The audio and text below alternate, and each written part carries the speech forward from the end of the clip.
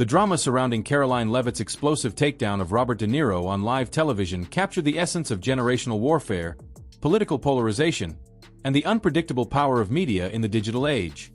It wasn't just another Fox News segment. It was a full-on cultural showdown between Hollywood legacy and emerging conservative star power.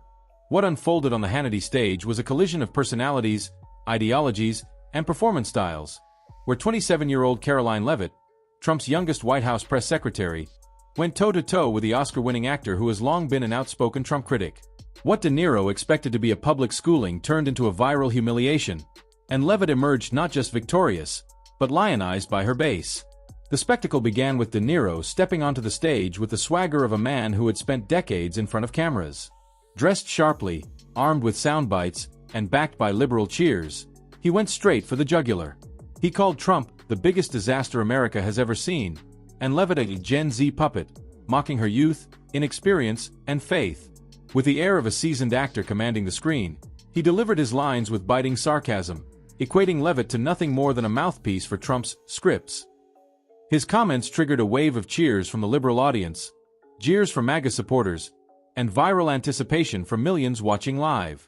But while De Niro delivered barbs with the theatrical flair expected from a Hollywood icon, what he didn't anticipate was just how prepared Leavitt was. Backstage, Leavitt listened intently, calmly reviewing an old clip of De Niro praising President Obama in 2016, words that would soon serve as her ammunition. When she walked onto the stage, the atmosphere shifted. She was poised, calm, and burning with resolve. Wearing a deep blue suit and heels that echoed confidence across the floor, she addressed De Niro with a kind of clarity that cut through the theatrics.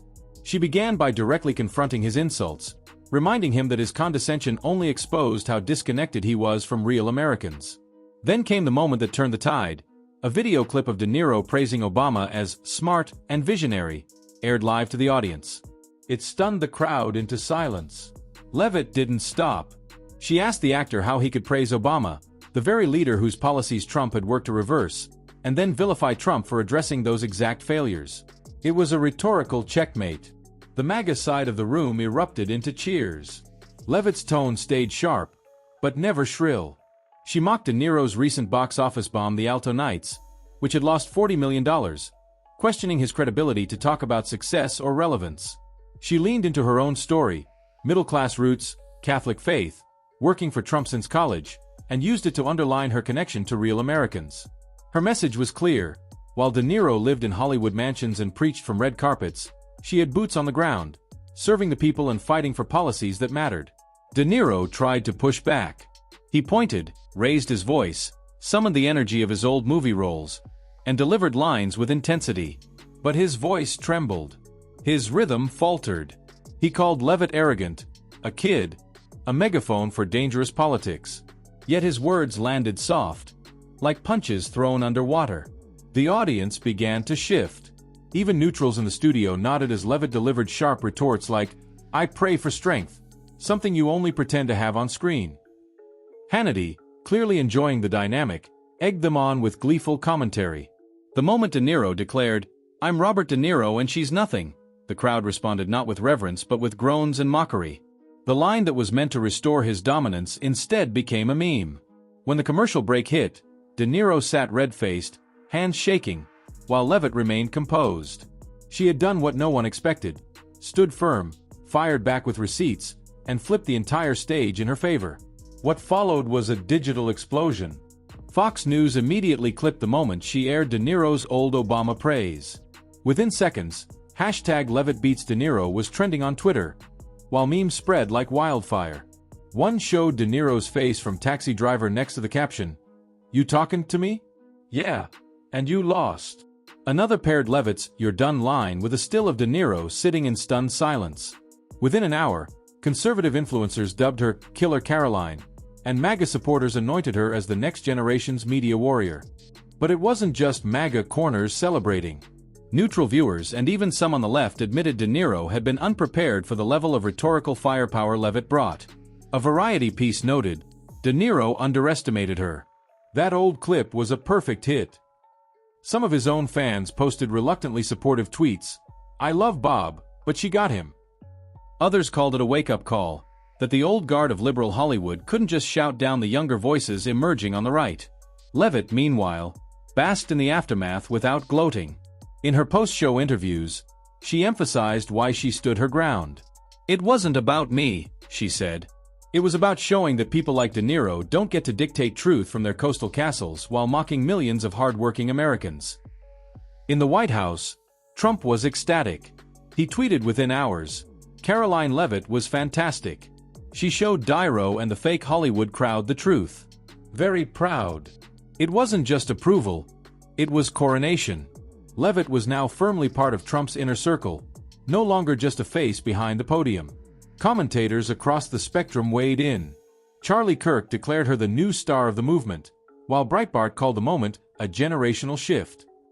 A CNN analyst, less celebratory, still acknowledged that De Niro didn't see it coming.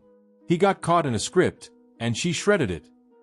Her once criticized Signal app slip-up was forgotten, buried beneath a wave of praise for her fearless stage presence. Not everyone was convinced. MSNBC called the moment manufactured, and accused Leavitt of exploiting a viral opportunity. The Daily Beast dismissed her as a well-trained talking point machine. But these critiques rang hollow next to the tidal wave of support. Even Leavitt skeptics had to admit that the optics were damning. De Niro had lost his cool, and she hadn't blinked. For De Niro, the hit was reputational. Though he remains a two-time Oscar winner, the moment marked a rare public defeat. His post-show CNN appearance was less fire and more fizzle. "She's arrogant," he said. "But Trump's still the issue." His tone lacked bite. Even fans noted he seemed tired, his rhetoric recycled. Variety dubbed it a rare flop. The Atlantic pondered whether De Niro, once a titan of political resistance, had become a relic, still respected, but no longer feared. Leavitt, on the other hand, was ascending. From White House briefings to conservative podcasts, her profile soared. The "Killer Karoline" moniker stuck. Her speeches drew bigger audiences. She was already being floated for higher office by MAGA insiders. Her Catholic faith, often the target of mockery from liberal pundits, became part of her brand, an anchor of principle in a media storm. She wasn't just a spokesperson now. She was a symbol. A Gen Z conservative who could go toe-to-toe with legends and come out stronger. The story of Karoline Leavitt versus Robert De Niro isn't just political theater. It reflects America's deeper divides. The old ways of doing battle, celebrity rants, theatrical outrage, no longer carry the same weight. In their place, soundbites, memes, and digital savvy reign supreme. Leavitt didn't win with sheer facts or experience. She won with sharp timing, media fluency, and unshakable calm. She knew her audience, played to the crowd, and disarmed a veteran with his own words. In that sense, her victory wasn't just about Trump or De Niro. It was about narrative control. About who sets the tone in the room, and online. And in this new battlefield, Leavitt proved that age, legacy, and even Oscars can't beat clarity, confidence, and control.